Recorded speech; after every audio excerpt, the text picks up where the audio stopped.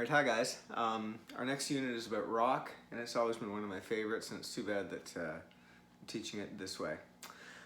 But we can still have fun with it. I'm playing an electric guitar. That shouldn't make you feel like you should be playing an electric guitar. You can do this on any guitar. So the basis of our rock unit is this thing called a riff, and if you watched the video that I put on Teams, maybe you have a sense of what a riff is. A little bit of a song, and it's just as soon as you hear that little bit, you recognize the song. Maybe you can't name it, but you recognize it. And the song is kind of built on that. Here's an old Beatles riff from a song called Day Tripper. And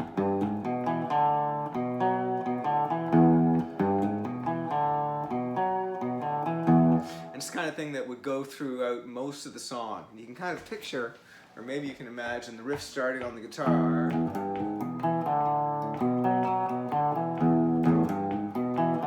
And then the drums coming in. And then the vocals. Got a good reason, or whatever. Sorry about that. Anyhow, the idea though is that the guitar kind of sets the tone of the song, and then the other instruments kind of build around it. Or on top of it.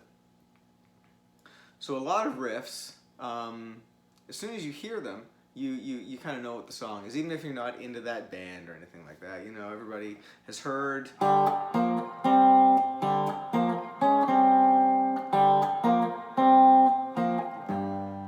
which is a famous song from an old rock band called Deep Purple.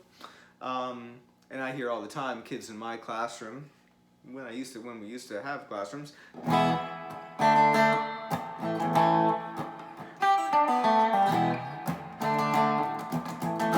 AC/DC riff. So the basis of the first project we do in the rock unit is very similar to that history of rock and roll in 100 riffs that you watched. I'm going to teach you 3 riffs from 3 famous songs. And if you haven't heard them, you can certainly find them. So the first one is from an old surf band called the Safaris, and the song is called Wipeout. I'll play it and then I'll demonstrate, or then I'll kind of break it down.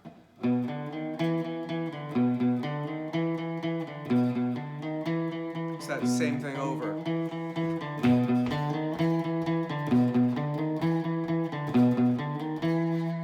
So what I'm doing there is I'm starting on the 7th fret of the low string, the 6th string. That's the only note I play on that string. Then the next notes are all on the A string, on the 5th fret, 6th fret, and the 7th fret. Then when we go down, we skip the middle finger and go straight, skip the middle finger and go straight to the 1st finger. So it's.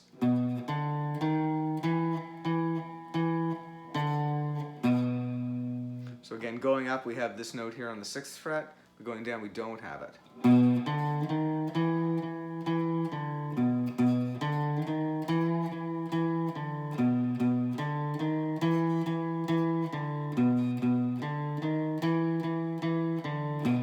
And the first note is also the last note, so we end up playing it twice. Here it is once. There's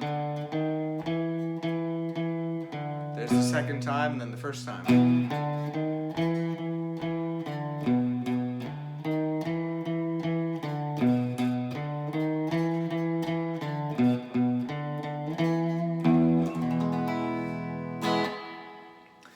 Google Wipeout and you'll hear it. You've probably recognized the song. It's a lot faster, and there's a bit of a change. It's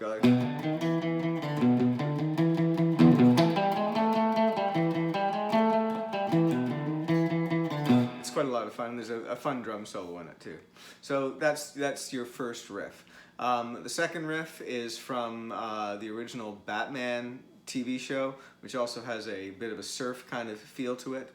And it uses some of those same notes.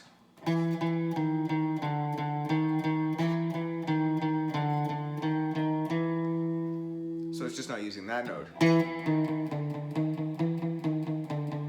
You're playing each note twice, I guess. I'm muting that a little bit, gives it a kind of a slightly different sound.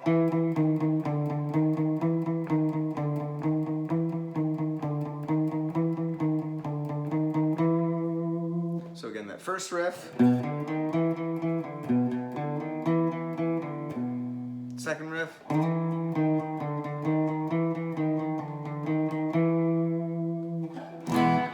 last riff is from Seven Nation Army, the White Stripes tune. This is all done on the A string, the 5th string. So I'll play it. You're probably familiar with it. It's got kind of a retro sound, although it's from the early 2000s, I guess.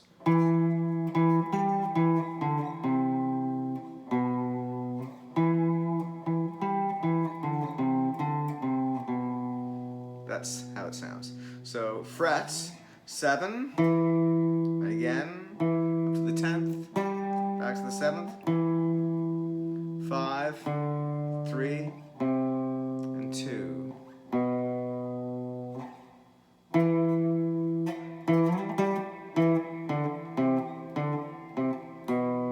I would usually do that with more than one finger. I'm just doing it with one finger to show you, make it a little clearer. So 7, and again to 10, 7, 5, 3, and 2. Second time's a little different.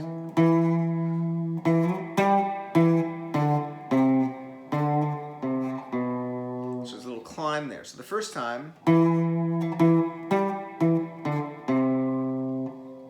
it's done. The second time, we're going to go up to the 5th, 3rd, and 2nd. So here's the whole thing. There are 2 parts to it. First part.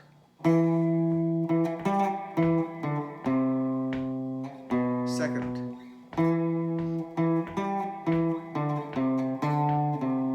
Catch that? Here it is again. And the second part.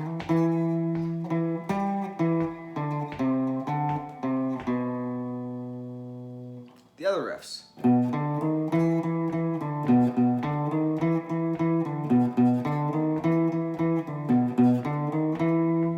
The second riff.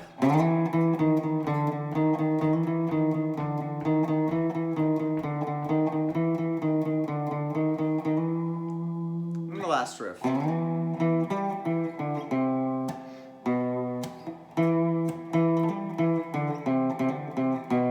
So they're on the key of E, so an E major chord will fit nicely, or a minor chord too. So your first project is to take those 3 riffs and link them together so they're kind of seamless, okay? So it kind of sounds like one thing. You're going to end up playing each riff a few times, and I would suggest ending on an E chord, but you could come up with some kind of creative ending yourself, you know? You might also Google the songs and listen to them and maybe learn a little bit more of them and maybe throw in a little bit more too. So I've done them in a particular order, but that's not the way they have to be done, okay? You could mix the order up. But the idea is to learn these 3 really iconic rock riffs from different decades and put them together into one kind of, one single performance, much like the guy did in the video that you watched, okay? And then when that's done, send it to me, and I'll talk about what happens next, all right? Thank you very much. Enjoy the day. Bye-bye.